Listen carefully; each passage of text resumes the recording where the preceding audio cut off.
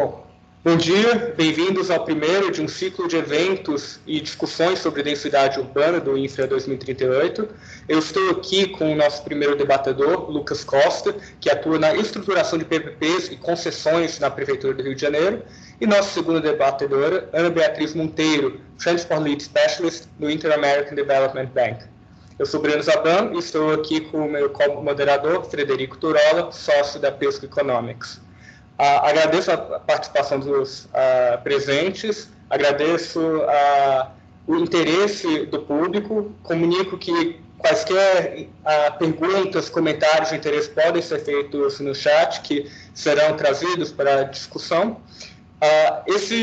O evento de hoje começa com a temática de um texto que eu e o Turola publicamos na agência Infra sobre a densidade urbana e infraestrutura. Então, antes de começar nossas perguntas aos debatedores, eu abro a palavra para o Turola falar um pouco sobre o nosso texto e indicar nossa perspectiva sobre o tema. Então, Breno, fica à vontade aí, você pode começar aí. Acho que você fala do texto melhor do que eu. Perfeito. Bom, basicamente, nosso texto foi inspirado em conversas que tivemos ao longo dos últimos anos sobre restrições a construções do ponto de vista de altura, ocupação, tipos de uso de imóveis, que, em nossa visão, acabavam eventualmente restringindo a quantidade de pessoas em áreas centrais e impondo um ônus adicional à infraestrutura que tem que alcançar essas pessoas em áreas mais remotas. Nossa preocupação do texto foi demonstrar, do ponto de vista econômico, que esse afastamento, esse espraiamento pode ser financeiramente, economicamente problemático para a provisão de infraestrutura. Isso é meio contraintuitivo, porque boa parte das pessoas tende a pensar que ter prédios altos impõe um ônus maior de infraestrutura, porque você precisa de conexões mais firmes de água, eletricidade, ruas, para conseguir atender a prédios mais altos. Nosso argumento principal é que essa dinâmica pode ser inversa. Na verdade, o fato de o prédio ser mais alto, ou ter usos diversos ou mais ocupação, significa que há mais consumo de serviços públicos, é menos custoso fazer chegar à infraestrutura, então pode ser mais vantajoso do ponto de vista de trazer acesso à infraestrutura e serviços públicos para a população. Essa foi a essência do nosso texto, e para discutir de um ponto de vista mais informado, a gente aproveitou a experiência de nossos membros, com experiência tanto em engenharia como em estruturação financeira, e gostaríamos de ouvir um pouco deles sobre o que pensam sobre o tema. Então, começando, eu gostaria de fazer uma pergunta ao Lucas, aproveitando sua experiência de estruturação financeira. Então, eu perguntaria, em sua experiência em modelagem financeira de infraestrutura, como o fator distância do centro afeta cálculos de custo e receita para um projeto? Legal, Breno. Obrigado aí pelo convite, né, pela oportunidade de a gente estar conversando. Bom dia a todos que estão nos assistindo, enfim, aos debatedores. Parabéns pelo texto, né, que vocês fizeram, muito interessante. É uma provocação que a gente já vem de certa forma fazendo, né, ao longo do tempo, com algumas iniciativas interessantes. O próprio governo federal tem a iniciativa do programa Aproxima. Aqui no Rio de Janeiro a gente tem a iniciativa do Reviver Centro, entre outras iniciativas. Em São Paulo tem uma iniciativa similar. Então, isso é bem interessante e é um tema importante da gente debater. Em relação às premissas, né, que a gente geralmente usa em modelagem financeira, em estruturação, para receitas e custos, o artigo de vocês é bem ilustrativo, né? Interessante ali de mostrar que quanto mais pessoas concentradas por quilômetro quadrado, se você falar de mobilidade urbana, ou até saneamento, energia, quando você precisa levar, né, através de transmissão para lugares mais distantes, as receitas são menores proporcionalmente, e os custos são os mesmos, né, por metro quadrado, por quilômetro, ele muda pouco, tem pouco ganho de escala quando a gente está falando de distâncias físicas. Então, o resultado disso geralmente é perda de valor para o projeto. E é interessante a gente notar algumas coisas, por exemplo, para alguns projetos de mobilidade urbana, principalmente, a gente tem os custos da desapropriação. E quanto mais longe a gente precisa ir, maiores são esses custos, e não só financeiros, como de tempo, que para projetos de infraestrutura isso também é muito importante, principalmente porque são projetos geralmente feitos pelo poder público, que precisa de uma força política, né, de um interesse político ali por trás, e às vezes você ultrapassa mandatos, o próximo gestor acaba não conseguindo dar continuidade. Então, a questão da desapropriação é muito importante nos projetos urbanos. Em questões de aeroportos, por exemplo, também é muito importante. Hoje a gente tem a discussão aqui no Rio de Janeiro do Santos Dumont versus Galeão. A gente tem um problema de escala hoje, né? Tem vários aeroportos e nem todos têm demanda suficiente. Claro que isso também muito em função da pandemia, em função da crise econômica, mas a gente não tem voos o suficiente para remunerar esses aeroportos. Então, se a gente, é óbvio, é um problema também do Brasil ser tão grande, mas a gente, quando vai espalhando, né, a ocupação do território, a gente começa a ter esses problemas de inviabilidade de certos projetos.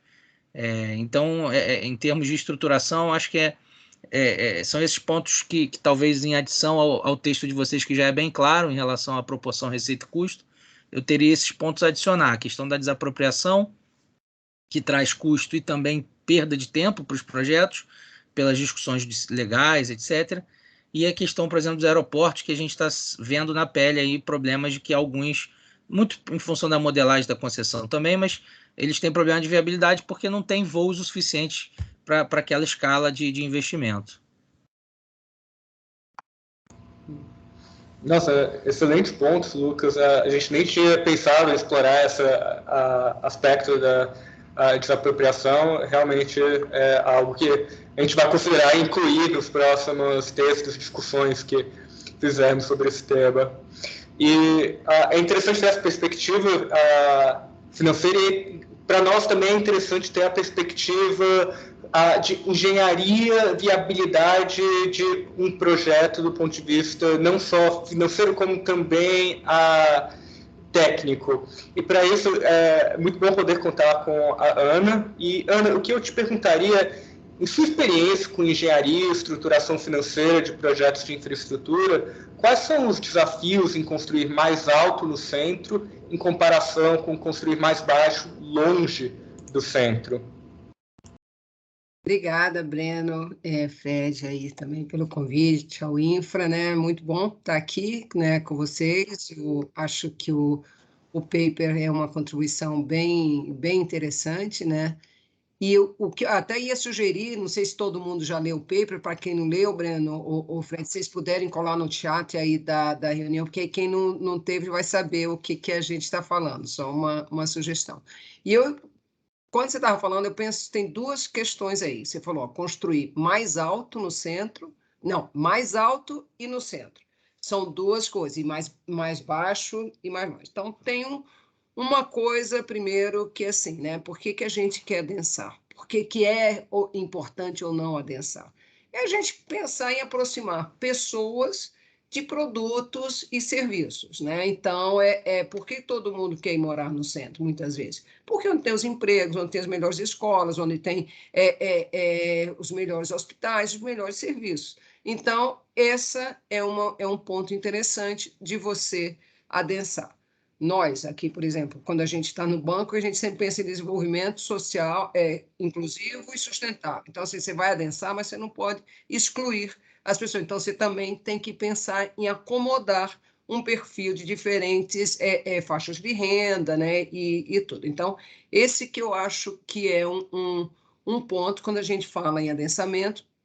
E aí, quando você fala de centro, para lugares mais distantes, entra a questão do valor da terra, né? Que no centro, por tudo isso, o valor é mais alto. Então, se você tem um espaço, né, um território, que você não tem vamos dizer assim, algum ordenamento associado ao valor também, vamos ser bem francos. Por que uma imobiliária se preocuparia em fazer unidades habitacionais de mais alto padrão, se ali é um valor da terra é mais alto, se tem pessoas que teriam disponibilidade e interesse em pagar mais alto, por que faria habitação de interesse social?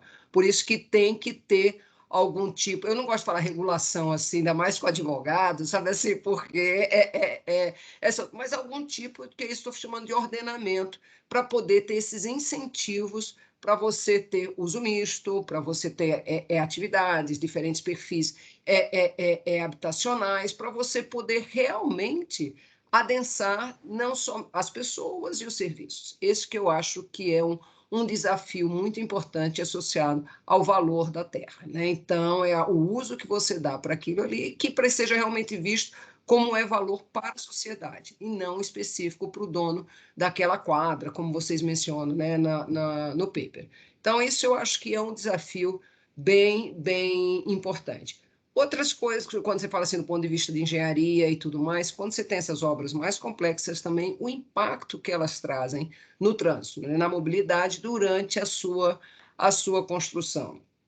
É uma preocupação muito grande para a gente aqui no BID, que a gente financia corredores de BRT e tudo mais, é a questão de segurança viária enquanto estiver fazendo essas construções, para que você não gere impactos até poder ter fatalidades, né? Atropelamentos, tudo isso durante a construção. Então, isso também, durante a construção, você tem problemas, e depois que você tem essas unidades mais densas, você tem um volume maior de pessoas ali, você vai demandar mais mobilidade. Então, assim, tipo, se não tem um sistema de ônibus ou de metrô eficiente, as pessoas vão circular mais de carro. Então, você vai piorar o congestionamento, você vai piorar as emissões ali. Então, são questões que precisam ser vistas do ponto de vista do uso da terra e do desenvolvimento urbano. Elas têm que estar juntas para que você seja também, desculpa, um incentivo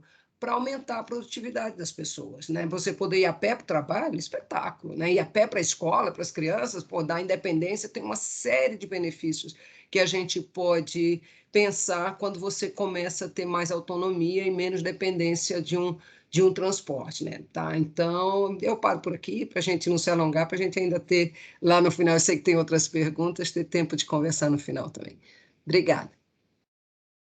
Então, acho que eu posso fazer duas perguntas tanto para a Ana Beatriz quanto para o Lucas, e eventualmente temos boas vozes aí que podem ajudar. O Paulo Ávila está com a gente aí, e também outros especialistas do grupo que podem contribuir também. O Washington Fajardo conosco, então certamente seria importante também eles participarem do debate. A primeira que eu faria, ainda em alto nível, o que vocês veem como obstáculo para essa agenda avançar? E aí eu imagino que tem obstáculos legais, tem marcos regulatórios que já estão sendo trabalhados e que precisam ser aprimorados para que essa agenda de adensamento aconteça. Né? Tem aspectos institucionais de coordenação entre players que precisam ser empurrados ou sofrer algum nudging, algum empurrãozinho para que aconteça, e tem também o comportamento das pessoas. Né? Então, na visão de vocês, para que essa agenda avance, né? Onde que a gente deveria atacar? Quais são as frentes, os vetores de adensamento desse espaço de ganho de produtividade na linha do que vocês comentaram?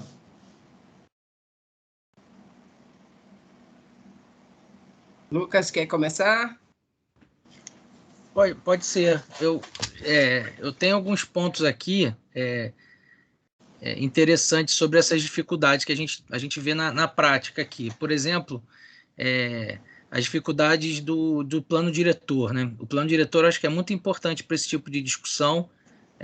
A legislação, enfim, não é exatamente a minha especialidade, mas a gente, enfim, precisa, né, entender esse tipo de dinâmica, e o plano diretor é muito importante.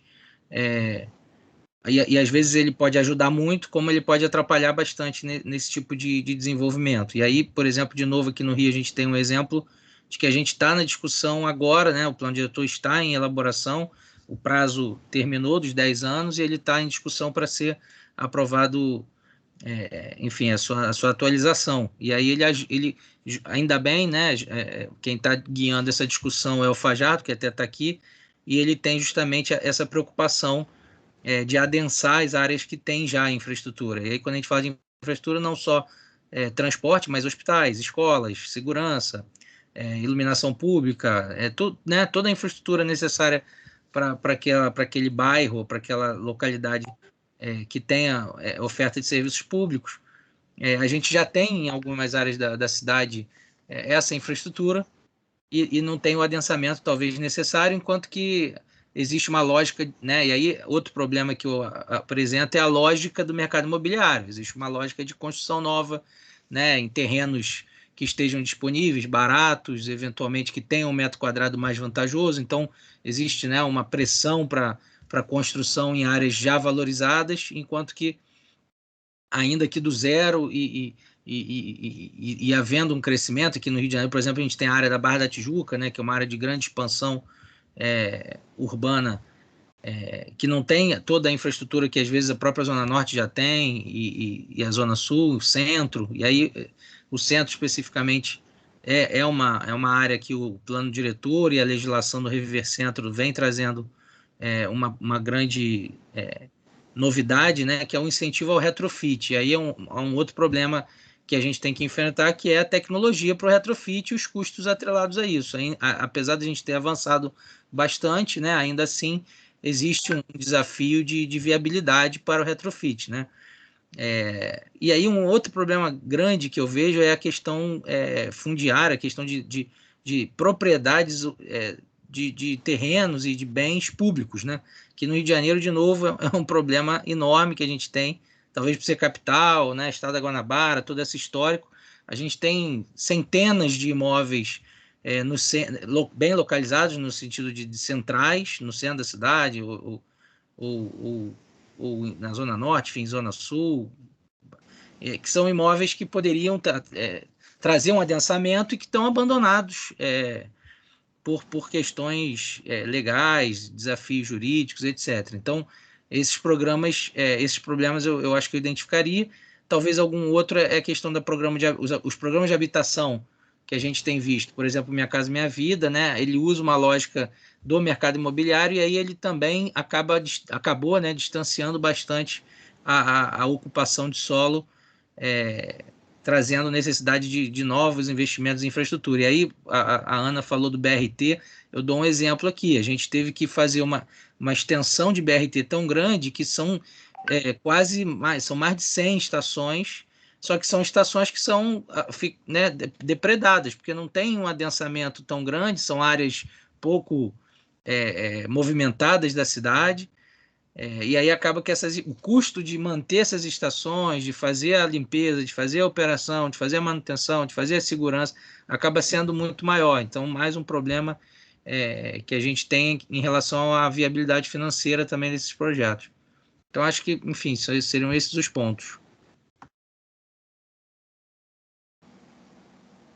Obrigada. Aí, deixa eu comentar também um pouquinho. Então, eu falei, quando eu falei na outra pergunta, eu falei assim, olha, de aproximar pessoas, né, e serviços, eu falei assim, então a gente falou em 3 tipos de players, né, mais ou menos, são pessoas, comércios e serviços, né, quando a gente está falando em adensamento e tudo, só que tem, e aí o Lucas comentou sobre a lógica imobiliária, eu também tinha mencionado isso, e uma questão que é os tipos de players, né, que a gente tem no setor público e o setor privado, né, que eu falei assim, como é que você, de novo, não sou advogada, né, como é que você harmoniza, né, os interesses e tudo para, como eu falei, assim, você tem um valor ali naquela terra que você quer adensar, poder ter um espaço onde as pessoas e as atividades coexistem, e você ter incentivos para aquilo funcionar bem, né? Então, o grande tema, e eu agradeço aí o Fajardo, que ele também mencionou aí no chat, que é a questão de como você garante que vão ter habitações de interesse social. Como é que você, não interesse social, bota assim, diferentes faixas de renda, né? As pessoas estão vendo. Eu concordo aí também com o Lucas quando ele fala do plano diretor, que é um instrumento, né, assim, super adequado para fazer isso, mas ele tem essas questões, né? Você faz por 10 anos, aí depois tem que ver, talvez também pensar em como ele poderia ser um pouco mais dinâmico, né? Eu não tenho resposta para isso, mas é uma coisa que eu gostaria de ver. Então, e, por exemplo, incentivos, que a gente está falando em adensamento, mas tem outras questões também, quando a gente traz e fala no adensamento, tem toda a questão socioambiental de impactos, né? Então, por exemplo, você está dizendo assim, olha, você tem os eixos de desenvolvimento, né? As cidades já estão. Aqui no Brasil, nós somos super urbanizados, então a gente não consegue fazer assim grandes vamos dizer assim, desenvolvimentos no sentido que você já tem um eixo viário, já tem os grandes eixos, você consegue abrir uma via aqui ou ali, mas, de um modo geral, as cidades já estão aí. Então, você tem que trabalhar o uso daquela terra, daquele solo que você está vendo ali, e tem instrumentos de captura de valor daquele solo, tanto para o setor privado, para seguir os seus negócios, como para o setor público, para que possa ter recursos para financiar políticas públicas de adensamento inclusivo, né? Vamos colocar dessa forma para que você não vá valorizando cada vez áreas nas centralidades, o valor da terra subir cada vez mais e você expulsar as pessoas de mais baixa renda, que sempre vão ter que demandar grandes deslocamentos, né? Então, esse, para mim, é o principal desafio de como é que você harmoniza todos esses players para pensar que aquilo ali tem que ser um valor social fair, tem que ser uma geração de riqueza, uma geração de bem-estar para a sociedade. Então, mas que você tem que reconhecer que existem players com interesses diferentes, então, e é importante reconhecer isso e incorporar isso nas modelagens, né, como a gente sempre trabalha. É isso, de modo geral.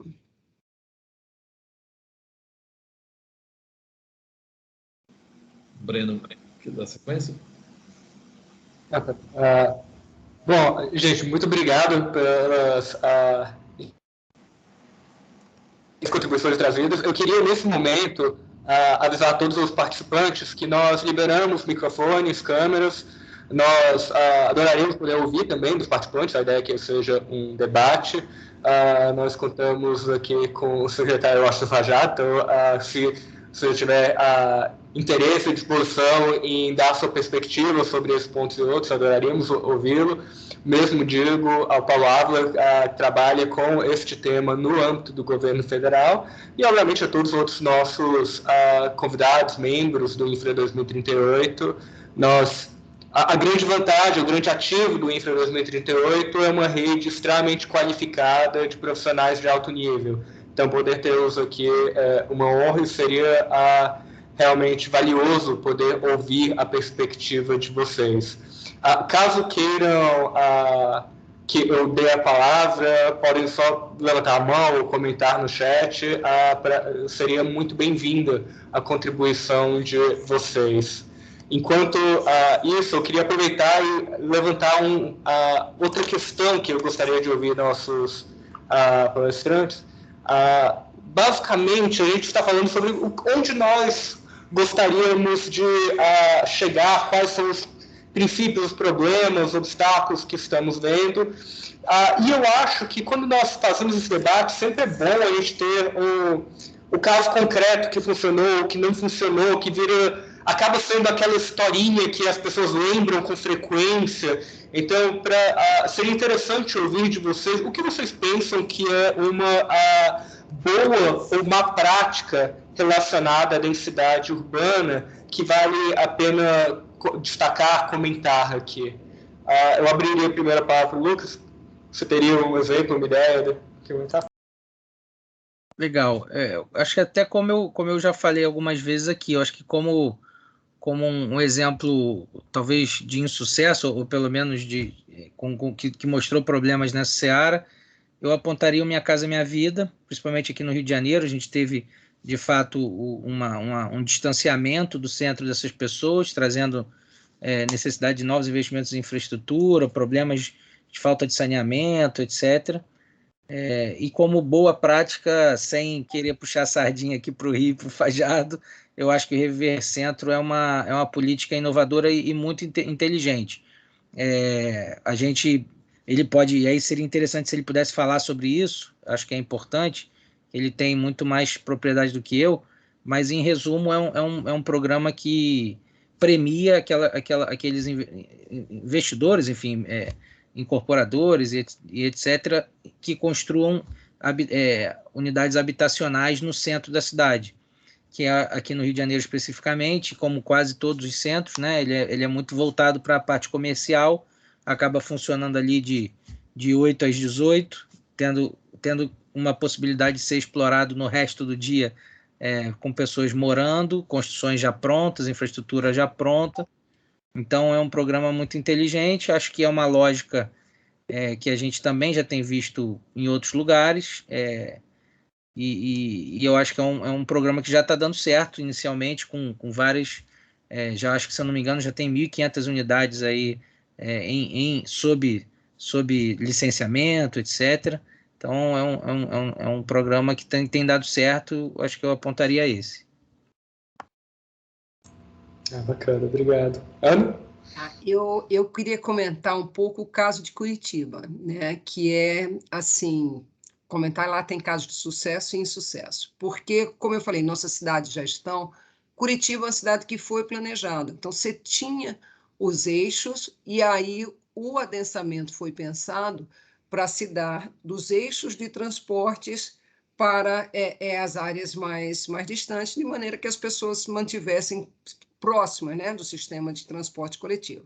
Então, isso foi possível durante algum tempo, mas agora, já ao longo dos anos, você já começa a ver aquilo que está trazendo uma certa elitização ao longo dos principais eixos. De novo, é aquilo que eu falei, a questão do valor do solo, né, que vai subindo com o tempo. Né? As pessoas vão preferindo ficar ali, a willingness to pay, né, o interesse das pessoas de pagar por aquele pedaço sobe, então sobe, não tem isso. Então, e hoje o que a gente já vê é isso, a questão da elitização que você tem lá, e realmente continua ter esse espraiamento, do que talvez ele tenha sido mais lento do que em outras cidades, mas ele não deixou de acontecer, tá? Então, esse aí é o que eu queria comentar, assim, do tipo de falar assim, sucesso, para mim é planejamento, iniciativas, instrumentos, esses como o Lucas mencionou aí, que está sendo feito no Rio,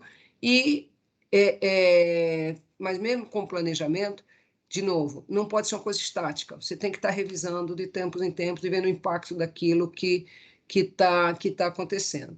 Também um outro caso aí de mais recente que tem acontecido também é olhar um pouco o reflexo do plano diretor da cidade de São Paulo. Você também já começa a ver nos centros das cidades, por exemplo, você olha as novas construções, de 3 unidades para cima continua sendo o mesmo tipo de proporção entre área construída e vagas de estacionamento, por exemplo.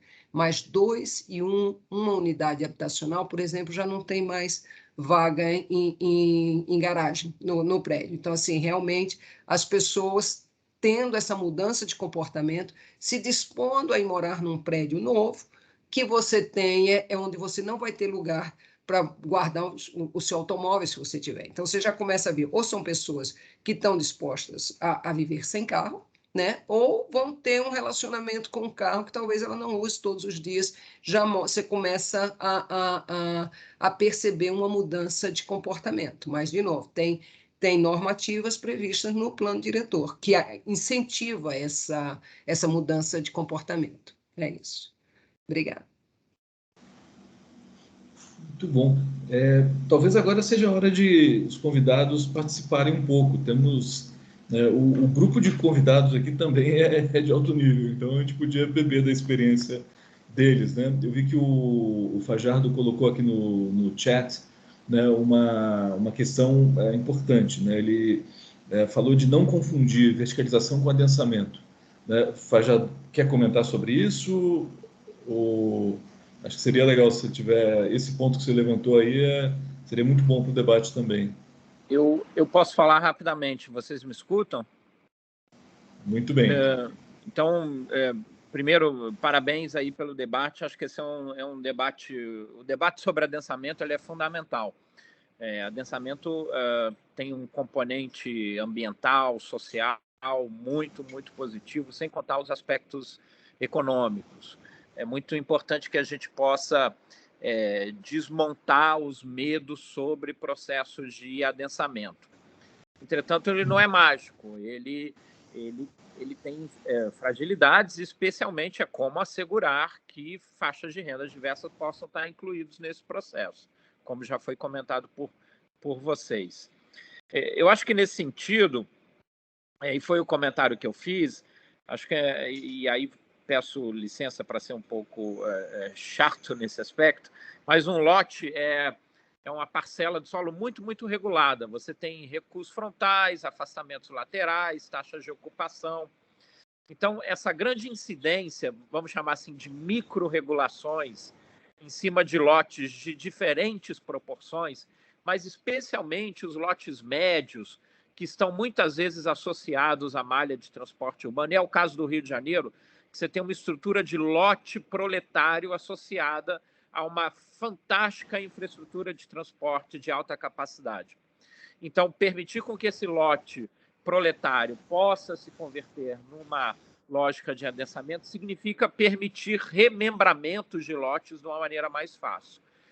Então, a gente precisa vencer o medo do adensamento, mas a gente precisa também olhar essas micro-regulações que atrapalham muito uma capacidade de transformação edilícia e que, paradoxalmente, acabam sendo mais fáceis para grandes atores imobiliários. Então, o adensamento ele pode, de fato, criar um ciclo econômico muito positivo se ele também permitir que pequenos e médios incorporadores possam atuar nisso.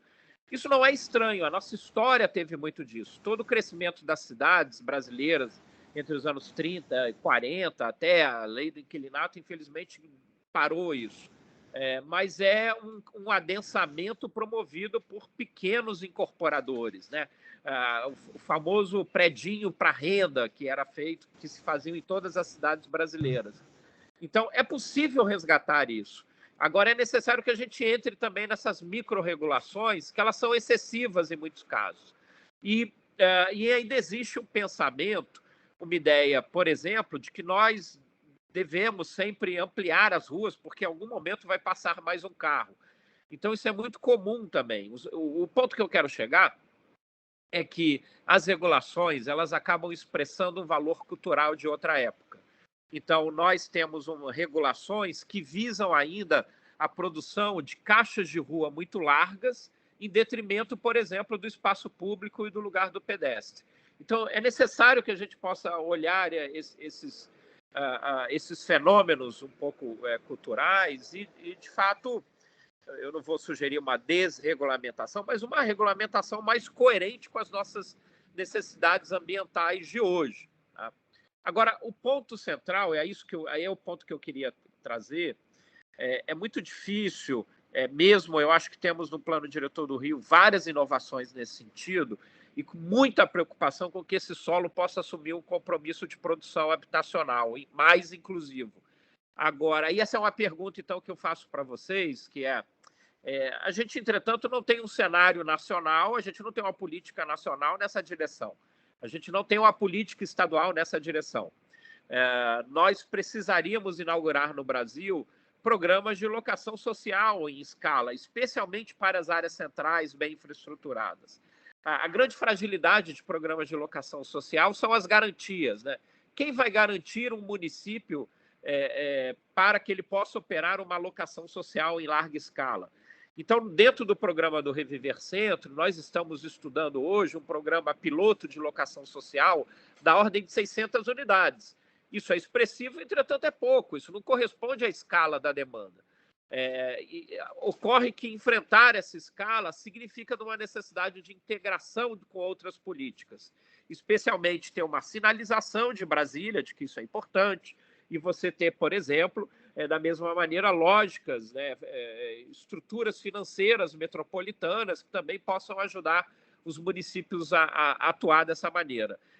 E para fechar, e pedindo perdão por ter me estendido, eu acho que o tema da metrópole também é um tema fundamental.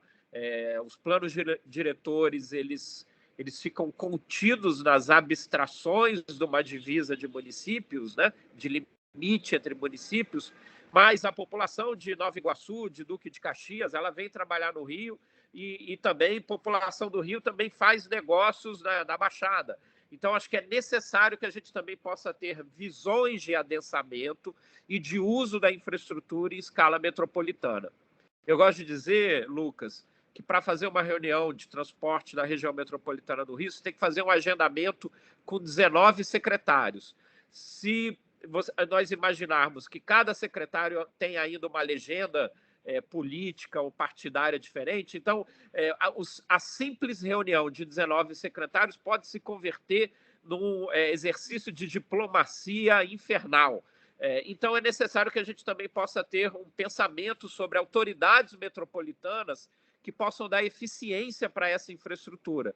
O município do Rio de Janeiro pouco pode opinar sobre o serviço do transporte ferroviário, mesmo o município contendo mais de 80% da malha ferroviária da metrópole. Desculpa ter me estendido e, por favor, continuem com essa sequência de debates, que são debates sempre de alta qualidade, que a gente vê aí no Infra 2038, e acho que é fundamental que a gente possa falar sobre adensamento, porque aí, de novo, um componente cultural. É da cultura brasileira o interesse em viver juntos. Nós temos esse desejo pela vida coletiva. Isso é radicalmente distinto de outras sociedades, né? O pensamento urbano norte-americano é exatamente o contrário. Como é que eu faço com que as pessoas possam ter moradia, mas que elas possam ter cada um a sua farmland? No caso do Brasil, não. Nós queremos que todo mundo possa viver na cidade. E esse valor cultural, ele é um estímulo para que a gente possa ter boas cidades, como tivemos durante muito tempo, né? As nossas cidades eram fabulosas nos anos 50, nos anos 60, e infelizmente elas se perderam do ponto de vista de qualidade ambiental e infraestrutural. Obrigado.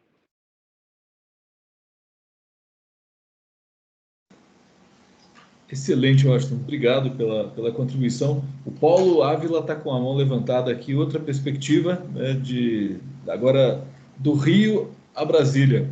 Paulo, meu comentário. Obrigado, Fred.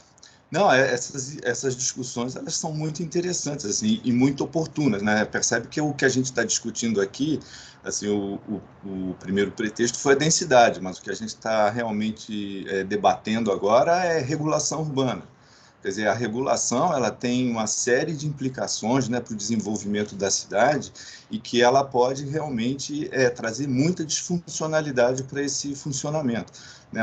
Você até mencionou aí, Turola, Brasília, Rio, São Paulo, né? Quer dizer, o que acontece aqui em Brasília, falando em densidades, né? A gente tem aqui uma inversão do padrão de densidade que existe em todas as cidades, né? A gente vê em todas as cidades que o padrão de variação da densidade é das áreas mais densas centrais, e aí vai ficando cada vez menos denso nas áreas periféricas.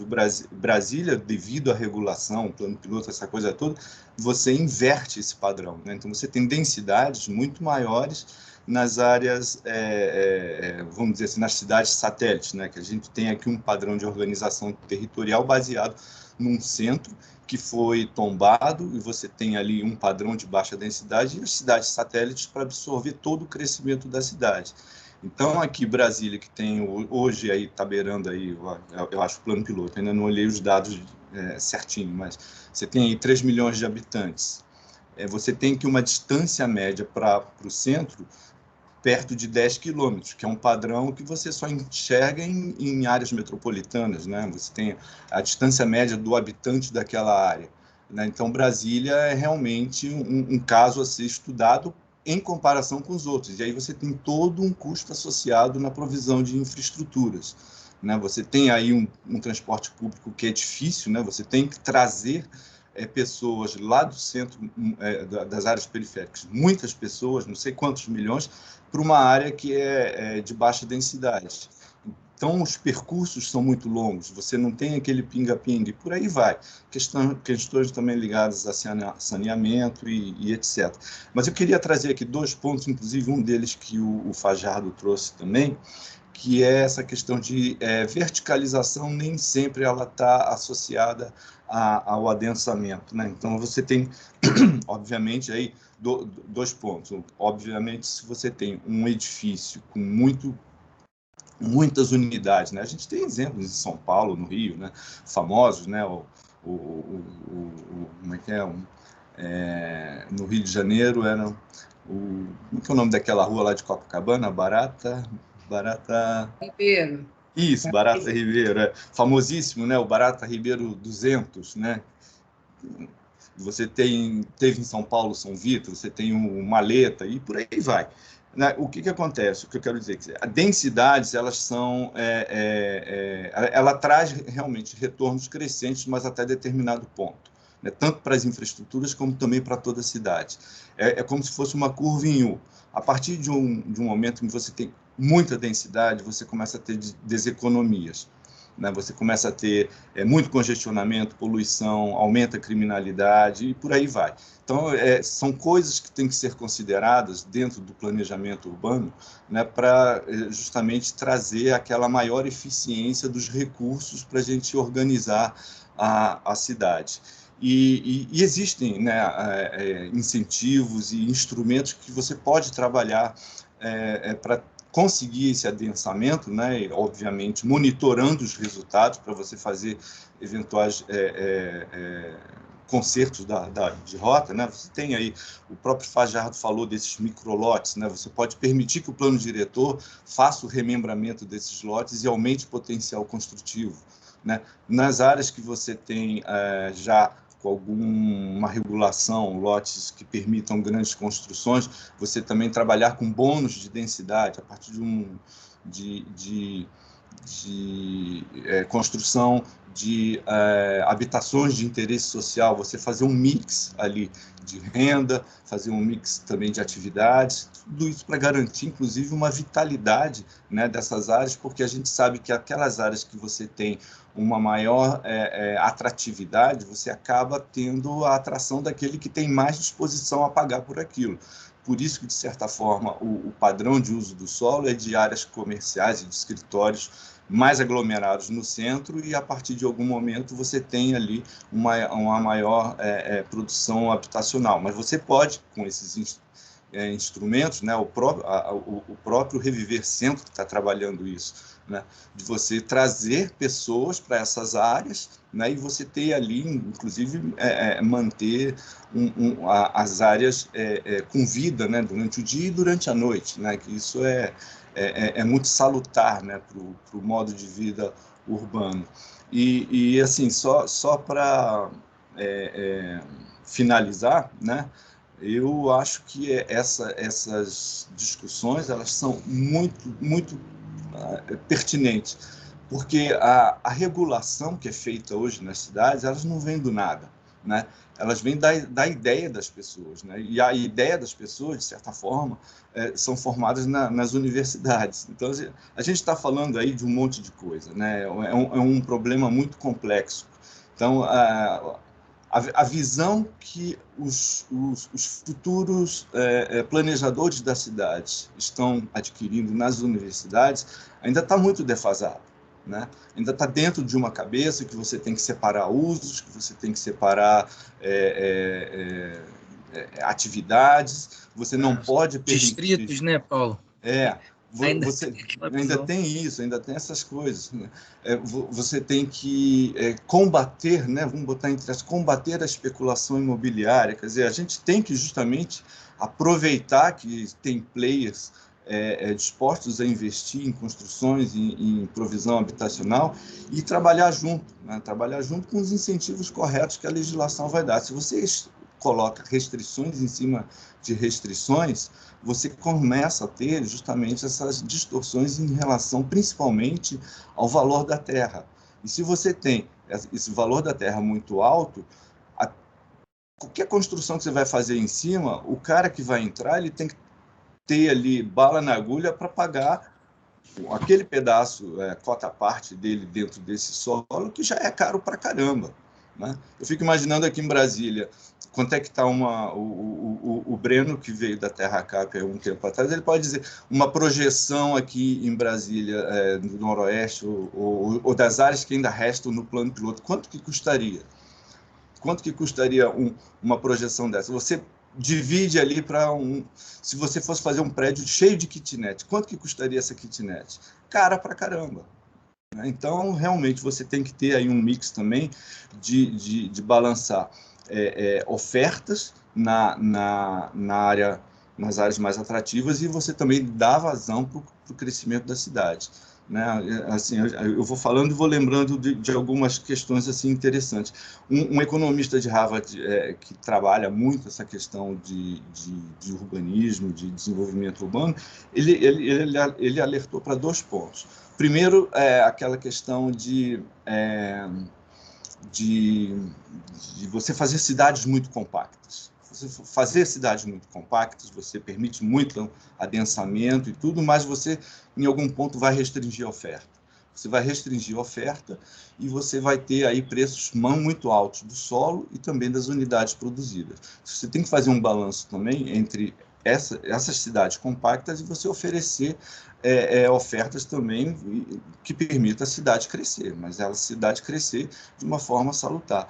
E ele também fez um trabalho lá nos idos de 2008, 2009 e tal, que mostrou que aquela crise lá do setor imobiliário, né, da Fred Mac, não me lembro, mas enfim, ele disse que onde teve os maiores impactos dessa crise, né, os maiores valores que foram negociados com títulos podres e essa coisa toda, foram naquelas cidades que eram extremamente reguladas, né?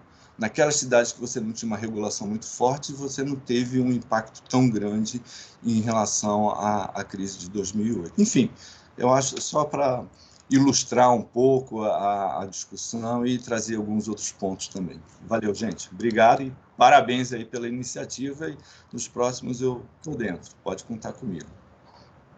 Esse café, acho que todo mundo tem um café aí, é muito bom para esse debate, né? Vou aproveitar a fala acho que o Fajardo e o Paulo colocaram desde uma experiência, né? Até questões mais técnicas, né? Fiz um grupão aí, um elemento que o Paulo levantou, que são essas não linearidades, né? Os pontos ótimos de adensamento, que tem uma correlação com verticalização da linha do que o Fajardo levantou. Aí eu acho que para seguir com esse debate e tangibilizar ele mais, eu passaria para a Ana Beatriz uma pergunta. Ana Beatriz, o banco tem iniciativas muito interessantes nesse sentido. Tem apoiado, eu mesmo participei do TOD de BH, né, que é uma experiência muito interessante, onde muita coisa que a gente está discutindo aqui foi, inclusive, trabalhada, em alguma medida modelada, né? E aí eu acho que você poderia falar um pouquinho, talvez, sobre o papel de quem está numa posição, como instituição, de promover o desenvolvimento de instrumentos que viabilizam a implantação desses negócios, né? O que você acha, Ana Beatriz, dessa... Não, eu acho ótimo, né? E isso é parte de uma preocupação constante nossa aqui, como eu falei, porque o nosso compromisso é com o desenvolvimento sustentável, né? E inclusive. E sustentável, estou falando num sentido amplo, né? Sustentável, obviamente, do ponto de vista social e ambiental, mas sustentável também do ponto de vista econômico, né? Então, assim, quando a gente fala do setor público, né, que a gente apoia muito aqui, o setor público que pudesse apoiar, aí quando você estava falando, o programa de locação social, a gente precisa de garantias para esses municípios, então, porque, de alguma forma, os municípios precisariam apoiar um financiamento para essas infraestruturas sociais, né, mais sociais, digamos assim. Então, a gente trabalha muito com isso, buscando instrumentos de você gerar esses instrumentos de captura de valor desse solo pelo setor público e garantir não somente que capture, mas que não é que vá para o tesouro sem uma destinação, para você ter uma forma de você investir naquilo ali, seja financiando as habitações de interesse social, para garantir que elas vão ficar ali, vão perenizar ao longo do tempo, não é uma coisa que você tem um desenvolvimento, fica ali, daqui a pouco as pessoas não aguentam estar ali, não aguentam no sentido de que o supermercado que está ali é super caro, os restaurantes que estão ali são super caros e a pessoa não tem condições de sustentar a sua vida naquele lugar. Então, é importante a gente ter essa visão e apoio. Isso é parte do meu dia a dia aqui no banco. E aí, quando a gente fala, quando você está falando do TOD de BH, por exemplo, como eu disse, tem uma combinação muito forte entre o transporte e o desenvolvimento urbano, que lá era um projeto junto com a nossa equipe de urbanismo, né, de habitação e urbanismo. Então, assim, é uma coisa que a gente caminha muito, muito junto, e agora a gente está querendo caminhar junto também com energia e água, né, para a gente chegar para olhar a infraestrutura realmente e não olhar setorialmente a infraestrutura da cidade, né? Eu, no meu caso, fico com transporte, tem colega de energia e água. Então, é um desafio, eu repito, que é uma coisa assim, para botar numa frase só, para mim, é a questão da captura de valor pelo setor público e que ele possa usar essa captura de valor em iniciativas, né, para você garantir uma maior inclusão para esse desenvolvimento das cidades, né? E, assim, em linhas gerais, eu acho que o banco tem um papel fundamental nisso e a gente já está atuando nisso. Como eu falei, de coisas simples, vai financiar uma obra, então a gente já pede também assim, olha, um plano de segurança viária para enquanto aquela obra estiver acontecendo, para que as pessoas sejam impactadas o mínimo possível, coisas desse tipo fazem parte do nosso dia a dia aqui, tá? Obrigado, Ana. Pessoal, nós estamos caminhando para o fim de nosso evento. Eu gostaria de abrir para palavras finais de nossos debatedores, Ana e Lucas. Antes de abrir a palavra, eu queria só levantar 2 pontos sobre esta série de eventos. Um é meio procedimental.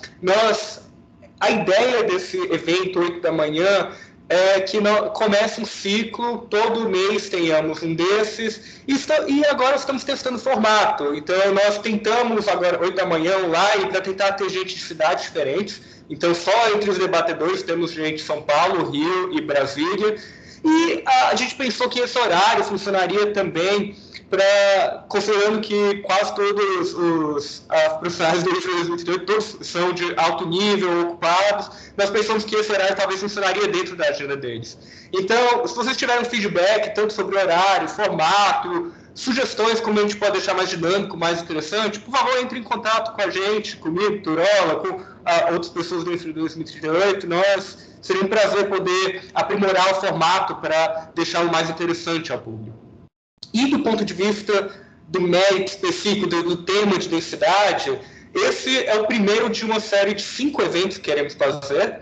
Nós vamos sempre fazer esse mesmo modelo, que nós fazemos uma publicação antes, dando algumas ideias gerais, e trazemos profissionais de alto gabarito para poder conversar a respeito. Então, nós estamos planejando, até pegando a orientação do Fajardo, do Paulo Ávila, nós estamos pensando nas próximas publicações. Na próxima, discutir normas de uso e ocupação de solo, tentando flexibilizar restrições de tipos de uso, altura, por aí vai. Na seguinte, queremos discutir métodos de promoção de habitação popular. E a ideia é seguir com essas discussões. Então, nessa linha, eu gostaria de convidar todos para que, caso tenham interesse, sugerir temas, pontos específicos a debater, entre em contato conosco. Eu gostaria de aproveitar também, enquanto eu abro a palavra para nossos debatedores darem suas últimas manifestações antes de fecharmos o evento, sugerir que, caso eles tenham interesse em comentar também pontos que gostariam que nós exploremos nos próximos debates, seria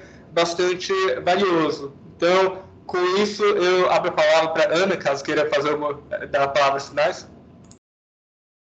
Então, tá ótimo, obrigada, pessoal aí, agradeço também muito aí a participação dos colegas aí, do Washington, do Fajardo, do Paulo Ávila, dos colegas aí, estou vendo até que o Marlon está aí também, todo mundo. Então, é muito bom poder contar com isso. Eu particularmente acho boa essa ideia de ser 8 horas da manhã, porque a partir das 9 a vida começa, né? E a gente vai. E aqui, pelo que eu entendi, gostei, uma pausa para reflexão, né? Da gente poder falar e trocar, né? Que eu acho que é muito um pouco a proposta do Infra 2038, né? Nós aqui todos temos nossos trabalhos, as nossas obrigações, mas também somos cidadãos e comprometidos aí com o desenvolvimento do país, né? Então, isso me estimula a participar sempre aqui desses debates, né?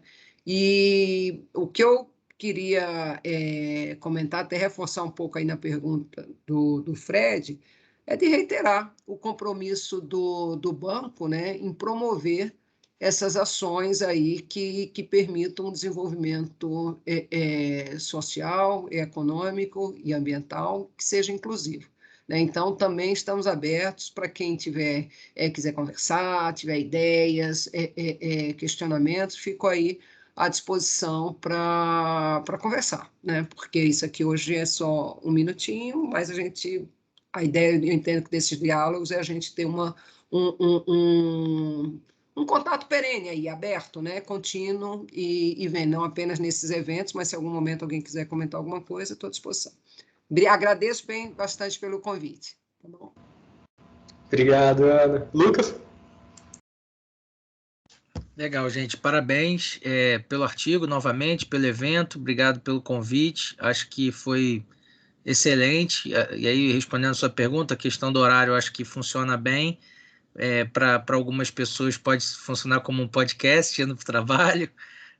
Para outros que chegam mais cedo, fazem dali e já começam o dia. Então, acho que é um bom horário. E acho que se provou assim, né? Tivemos bastante gente aí online, alguns participando, então acho que foi um sucesso e vamos aguardar ansiosos aí pelas próximas edições. Beleza, gente, muito obrigado. Nós tivemos uma pergunta de Jair no chat. Jair, eu vou pedir desculpas que a gente acabou esgotando o nosso tempo, mas super convido vocês que puderem participar, tiver interesse nos próximos eventos, mandar pergunta para a gente tenta explorar, discutir. É uma pena que acabou que o debate foi bem intenso e a gente acabou não tendo tempo para conseguir respondê-la, mas agradeço muito a sua participação, agradeço a participação de todos que vieram a ouvir e conversar conosco. Agradeço especialmente a Ana e o Lucas por terem se disposto a vir conversar com a gente sobre esse tema. E convido a todos a continuarem de olho nas publicações e participarem dos próximos eventos. Muito obrigado, gente. Obrigado, gente. Bom dia. Tchau. Parabéns. Bom dia, gente. Um abraço.